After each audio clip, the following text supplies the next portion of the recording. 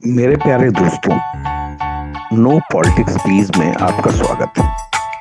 दोस्तों, पिछले कुछ दिनों में हमारे देश में दो बड़ी घटनाएं हुई।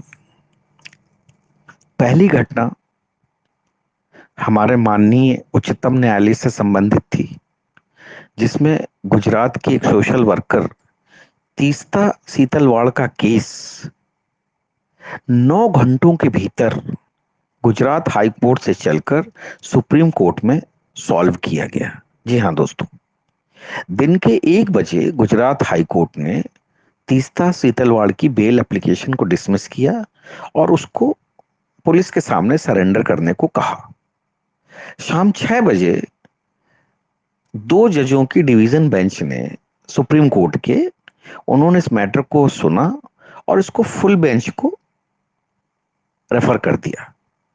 रात के 9 बजे 3 जजों की बेंच सुप्रीम कोर्ट में बैठी, उन्होंने इस मैटर को सुना और तीस्ता सीतलवाड़ की जो बेल की याचिका थी उसको 1 हफ्ते के लिए मंजूर कर लिया और गुजरात हाई कोर्ट की जो सरेंडर करने की जो ऑर्डर था उसको डिसमिस कर दिया और कहा कि 1 हफ्ते बाद ये बात, ये मतलब जो है 1 हफ्ते में कोई पहाड़ टूटने वाला नहीं है, तो इसलिए तीस्ता सीतलवाड़ को 1 हफ्ते की मोहलत दी जा रही है। अब आप कहेंगे कि इसमें साहब बड़ी बड़ी बात क्या हो गई? तो देखिए, सबसे बड़ी बात तो ये है कि सुप्रीम कोर्ट जो है हमारा माननीय, वो सिर्फ 4 बजे तक शाम के काम करता है और अभी फिलहाल छुट्टियों पर जो है माननीय उच्चतम न्यायालय है। और इसमें कोई भी मैटर जब तक वेरीफाई नहीं होता तब तक लिस्ट नहीं हो सकता है। और वैसे भी उच्चतम न्यायालय सैटरडे और संडे में काम नहीं करता है। लेकिन यह मसला छुट्टियों वाले दिन, छुट्टी के दौरान इतनी ताबड़तोड़ तेजी से डिसाइड किया गया कि पूरे देश को ये लगने लगा कि देखिए किस तरह से हमारे देश की न्यायपालिका किसी की मदद करने के लिए बेताब रहती है। तो दोस्तों, उम्मीद करता हूं कि जो उच्चतम न्यायालय ने ये एक प्रेसिडेंट सेट किया है, वैसे पहले भी रात के 2 बजे हमारा माननीय न्यायालय खुल चुका है आतंकवादियों के केसों की सुनवाई करने के लिए, तो तीस्ता सीतलवाड़ का केस कोई ज्यादा अलग नहीं है। तो इस तरीके से माननीय उच्चतम न्यायालय ने एक गरीब आदमी के मन में भी उम्मीद जगा दी है कि कभी ना कभी वो दिन आएगा जब इस देश में गरीबों के लिए भी उच्चतम न्यायालय छुट्टियों वाले दिन बैठा करेगा और ताबड़तोड़ फैसले दिया करेगा, ताकि किसी भी गरीब को जेल ना होने पाए और बेल मिल जाए। दूसरी घटना का जिक्र जो है वो महाराष्ट्र से है। महाराष्ट्र में एनसीपी नाम का एक दल है, नेशनल नेशनल कांग्रेस पार्टी, जिसके के अध्यक्ष शरद पवार जी हैं। वो पार्टी शरद पवार जी की बेटी सुप्रिया सुले और उनके भतीजे अजीत पवार, इन दो लोगों के बीच में झूलती रहती है। और शरद पवार जी चाहते हैं कि उनकी बेटी जो है इस पार्टी की कमान संभाले, वहीं पे उनके भतीजे जो अजीत पवार जी हैं, जो कि सुप्रिया सुले से ज्यादा कारगर हैं और काबिल हैं, वो चाहते हैं कि उस पार्टी की कमान उन्हें मिले। खैर, रविवार के दिन कुछ ऐसा चमत्कार हुआ कि अजीत पवार जी ने एनसीपी में बगावत करके और अपने 9 मंत्रियों के साथ भारतीय जनता पार्टी द्वारा चलाई जा रही सरकार में अपने आप को समाहित कर लिया और सरकार को समर्थन देने की घोषणा कर दी। और आनंद फानन में राज्यपाल ने 9 लोगों को तुरंत मंत्री पद की शपथ दिलवा दी। तो दोस्तों, इससे आपको ये पता चलता है कि हमारे देश के, जो हमारी संविधान के, हमारे राष्ट्र के जो दो प्रमुख स्तंभ हैं, एक है विधायिका और दूसरी है न्यायपालिका। ये दोनों जो हमारे प्रमुख स्तंभ हैं, किस तरह से जरूरत पड़ने पर ताबड़तोड़, बिना छुट्टी या बिना किसी रुकावट को देखते हुए काम करने के लिए तत्पर रहते हैं। सुप्रीम कोर्ट शनिवार वाले दिन 9 घंटे के अंदर अपना फैसला बदल देता है, हाई कोर्ट का फैसला सुप्रीम कोर्ट बदल देता है, और रविवार वाले दिन दूसरी पार्टी से आए हुए सदस्यों को आनन फानन में राज्यपाल शपथ ग्रहण करवा देते हैं और उनको ट्रिपल इंजन की सरकार बनाने में मदद करते हैं।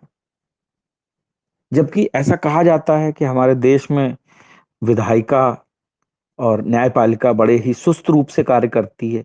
लेकिन इन घटनाओं के होने के बाद ऐसा लगता है कि हमारे देश में सचमुच बहुत ही अच्छे दिन आ चुके हैं, कि जब विधायिका और न्यायपालिका दोनों बहुत ही तेजी से कार्य कर रहे हैं।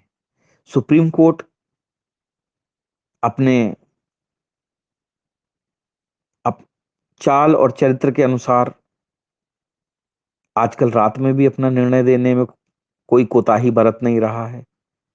और सबसे बड़ी बात यह है कि हमारे देश का जो न्यायिक प्रक्रिया है वो एक बहुत ही अच्छी दिशा में चल रही है। यानी कि लोअर कोर्ट का जो डिसीजन होता है उसको हाई कोर्ट पलट देता है, हाई कोर्ट का डिसीजन जो होता है उसको सुप्रीम कोर्ट बदल देता है, सुप्रीम कोर्ट के सिंगल जज की जो बेंच का फैसला होता है वो डबल बेंच बदल देती है, डबल बेंच को ट्रिपल बेंच बदल देती है, ट्रिपल बेंच का फैसला जो है पांच बेंच की जो है जुडिशरी बदल देती है। तो अब समझ नहीं आ रहा है कि आखिर किसका फैसला सही था और किसका फैसला गलत था, क्योंकि थे तो सारे ही जज। जो लोअर कोर्ट में बैठता है वो भी जज है, जो हाई कोर्ट में बैठता है वो भी जज है, सुप्रीम कोर्ट में भी सारे जज ही बैठते हैं। तो साहब ये बड़ा ध्यान देने वाली बात है कि हमारा देश जो है वो एक बहुत ही स्वर्णिम काल से गुजर रहा है। और जिस तरीके से विधायिका और न्यायपालिका की जो तत्परता अभी हमें दिखाई दे रही है, ये आने वाले भविष्य की ओर बहुत ही सुखद संकेत जो है प्रदान कर रही है। हमें ऐसा अब लगने लगा है कि हमारे देश का भविष्य जो है बहुत ही उज्जवल है।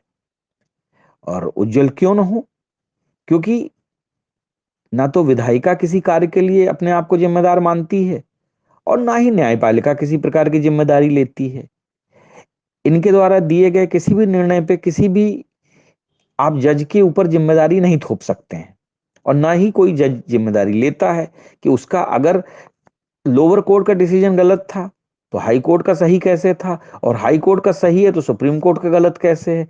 तो कोई भी जज जिसने जिसका फैसला पलट दिया है उसके ऊपर उंगली उठाने का अधिकार किसी को नहीं है। क्योंकि अगर आप माननीय माय लॉर्ड की तरफ उंगली उठाएंगे तो आपके ऊपर कंटेम्प्ट का केस चल सकता है। और जब आप कंटेम्प्ट के केस में अगर आपको लपेट दिया जाता है तो यही माननीय जो हमारे न्यायाधीश हैं, ये हो सकता है कि शनिवार इतवार या किसी भी छुट्टी का दिन देखे बिना भी आपको कहीं पे भी टांग सकते हैं। तो इसलिए न्यायपालिका अपने ताबड़तोड़ फैसलों से कार्य करने के लिए आजकल अपनी पूरी एनर्जी लगाए हुए है, और विधायिका भी उनकी गति से गति मिलाकर रविवार वाले दिन भी शपथ ग्रहण समारोह करवाने में व्यस्त है। और हमारी जनता जैसी पहले थी, जिस हाल में पहले थी, उसी हाल में रहने के लिए मजबूर है। क्योंकि इस देश के जो प्रमुख स्तंभ हैं, चाहे वो कार्यपालिका हो, चाहे विधायिका हो या न्यायपालिका हो, ये सब अपने अपने तरीके से सिर्फ जनता का शोषण करने में व्यस्त हैं और इसके अलावा जनता के हाथ में कुछ भी नहीं है। जय हिंद, जय भारत।